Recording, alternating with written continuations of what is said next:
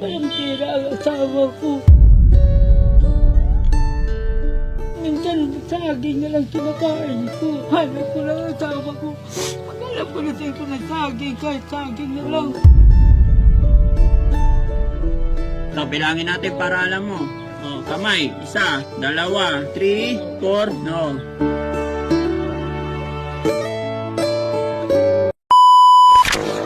Maham yun. That's ano na to? Pag hindi talaga sanay sa bundok, hinihingal. Ito pala, oh, Doy, oh. Ingat kayo, aba. Dadan siya. Ah. Dadan siya, kasi ano yan eh. Daon na kawayan. Buti na lang nakasapatos ako. Ito pa naman. Lilit ng bahay dito, no? May nakatira? May tao pala nakatira, bro. Ay, si nanay. Tingnan natin, kausapin natin. Tapo! Sino yan? Ha? Sino yan? Bulag pala si nanay. Nay! Ako po ito! Bakit po? Ano po yun? May kasama ka dyan, Nay? Wala po. Kumusta kayo dyan, Nay? Ito, hindi makatayo. O bakit? Anong nangyari? Yung pala ko, hindi makatwid. Wala kasama? Wala po. Ang liit ng bahay niyo, mga kababayan. No? Pinadaanan natin dito. Usapin natin, no? Nay, pwede ba kaming makituloy? Oo, akyat na po. Pwede po. Pwede. Sige, samahan niyo ako, mga kababayan. Dito po. Teka. Tanggalin ko lang yung sapatos ko, Nay. Kahit sila, yung bahay namin eh. Sira-sira na. Okay lang yan, Nay. Kukumustahin ko lang kayo. Ikaw lang isa dito, Nay? O, ako lang mag-isa. Bakit? Ha? Yung dalawa mo lang kami ng asawa ko, kaya nandun sila sa Lao. Anong pangalan niyo po, Nay? Nilin niya po. Nay, ako si Daddy Frankie. Pasensya ka na kung naabala namin ng pagpapahinga mo. Mukhang nagpapahinga ka eh. Galing kami doon, Nay. Ang layo na nilakad namin. Lapit ko tong mic, okay lang? Opo. Okay. Pwede tumabi sa'yo, Nay? Oo. Para mapagkwentuhan tayo. Opo. Teka lang, Nay. Hihinga lang ako kasi... Pagod. Opo, hindi kami sanay. Ano yun, umuulan pa. Maambon yata. Yan mga kababayan, nandito kami sa paahan ng bundok. Hinihingal si Daddy Frankie. Hindi kami sanay masyado maglakad. Alam nyo naman, pagka hindi sanay sa bundok. Pero sige, nakita ko si nanay dito na nagpapahinga. Anong pangalan mo ulit, Nay? Nilin niya po. Milenya. Ilan taon na po si nanay? 70. 70 ka na. Hindi halata, Nay. Mukhang bata pa yung mukha nyo po. 70 na nga eh, noong October pa. Anong nangyari sa'yo, Nay? Ba't nakahiga ka lang dyan? Hindi ako makatayo. Dahil yung paa tuhod ko, hindi makatwid. Ganyan lang. Bakit paano nangyari? Bakit hindi makatuwid? Nakabaluktot lang? Oo, ganyan lang yan. Dapat pala, kung ganyan na, dapat naka-straight ka. Oo, kahit straight ko, ganyan, hindi makatwid yan. Dahil ang sakit-sakit mo dito. Ay, masakit. Ano mong sakit niyan, Nay? Ba't ganon?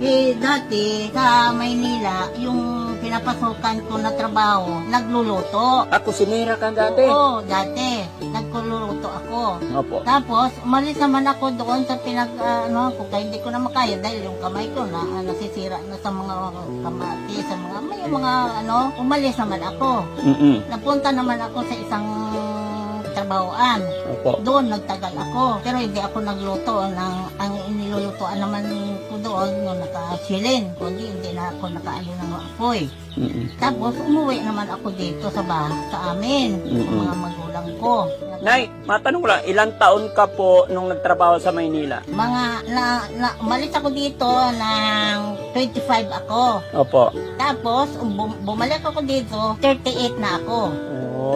Nan. May anak ka ba, Nay? Isa lang po. Ay, isa lang. Nasaan? Oo, nandun sa laot. Nangingisda. Ay, ang asawa niyo po, nasaan? Nasa laot man. Nasa?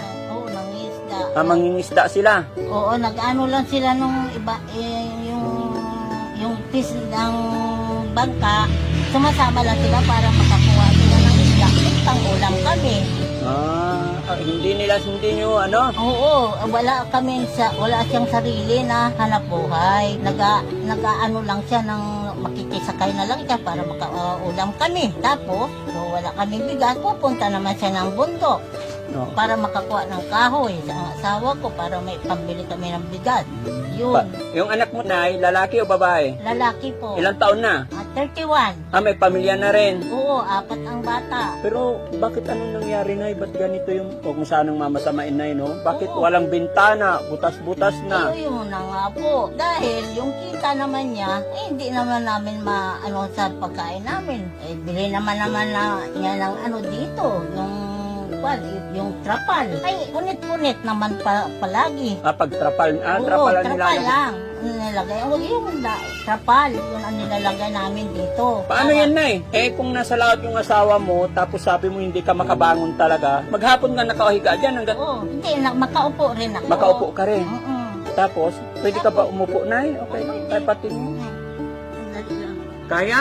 Wag hindi kaya, Nay, wag na. Kaya ko rin makaupo. Tulungan ako.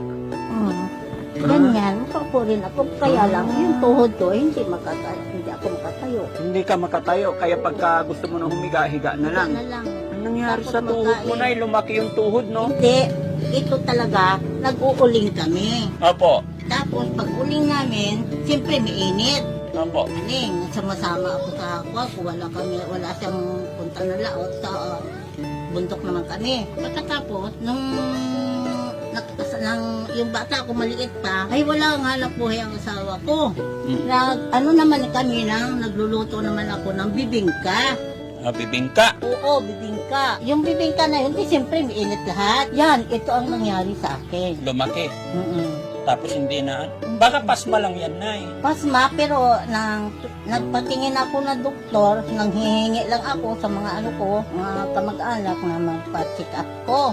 Opo. Para nga matingnan yung tuhod ko. Mm-mm. Ay kaya, ang sabi ng doktor, pasma at saka yung yung buto ko, luto na sa sa apoy. Naluto sa apoy. Oo. Ay, bibingka, siyempre may init. Babaw ilalim ang apoy. Dapat may distansya pag nagluluto. Ay, hindi man pwede. Bakit? Ganyan, ayan, dyan. Kaya ikaw magdistansya ako, tapos susunog yung ko, binabantayan ko. Di naluto yung tuhod mo ngayon. Oo, yun na nga. Tapos, hindi na ako namaga mo na nila. Binibigyan naman ako kung wala kami Binibigyan ka na Oo. lang.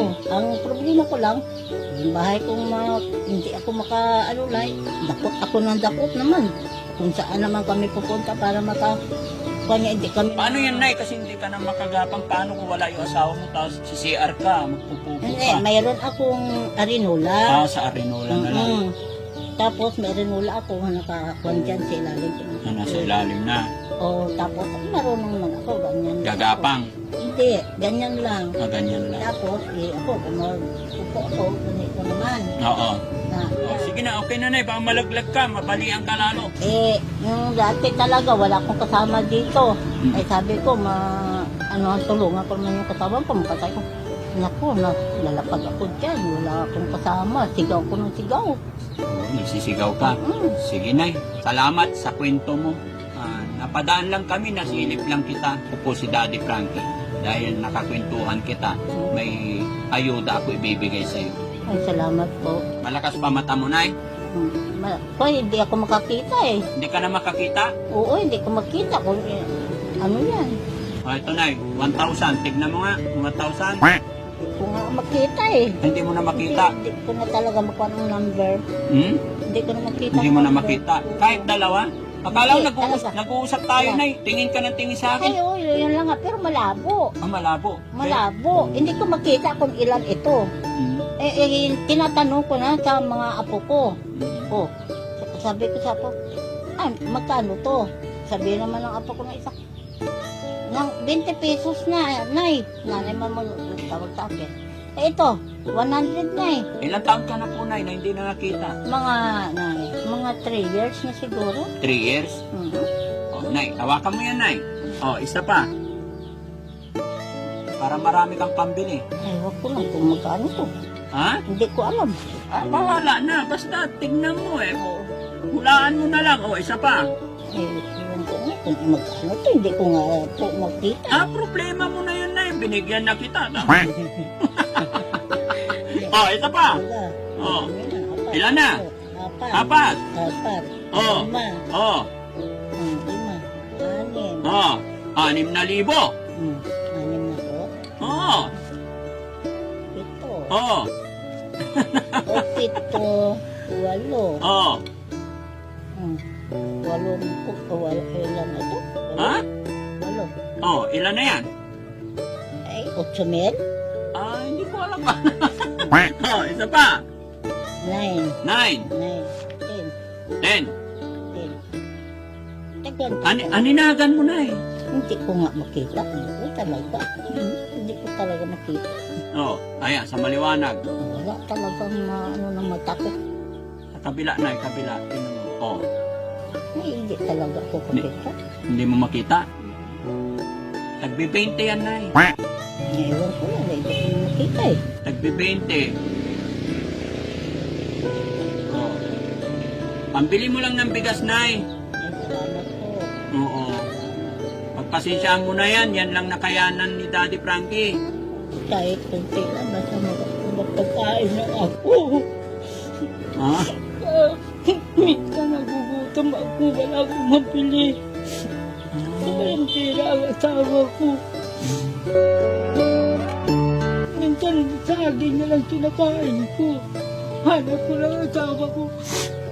Alam ko na sa'yo ko na saging, kahit saging na lang. Eh kung dumating yung paano man eh, hindi naman siya makalakad. Eh yung anak ko na lang ang nagbibigay sa amin ng pagkain. Talaga. Hirap naman din talaga ako. Kahit ganito na lang siya kung pagkain ko lang, makakain na ako para mabuhay lang ako. Nadaanan ko na ako. Mahirap po. Ang samakit ng tuhod ko, nag-iiyak na lang ako. Iyak ka na lang, Nay. Oo, dahil wala man lang pagbili ng bulong ng gamot. Mahal-mahal pa naman ang gamot. Sige, Nay. Huwag kang mag-alala. Alam ng Diyos yung pinagdadaanan mo. Basta ipag-pray lang lagi natin, no? Ayan, Nay, 5,000 yan. Binigay ko sa'yo. Lagi naman ako nag-inalang dahil para maglakas lang ang katawan ko. Pinagpe-pray mo, lumakas lang katawan mo. Kahit ganito ako hindi makalakad. Makagalaw lang yung mga kamay kong ganyan. Para hindi ako maghina. Ang problema, Nay, kung kamo bulag ka na, hindi ka na nakakita. Paano na naman yan?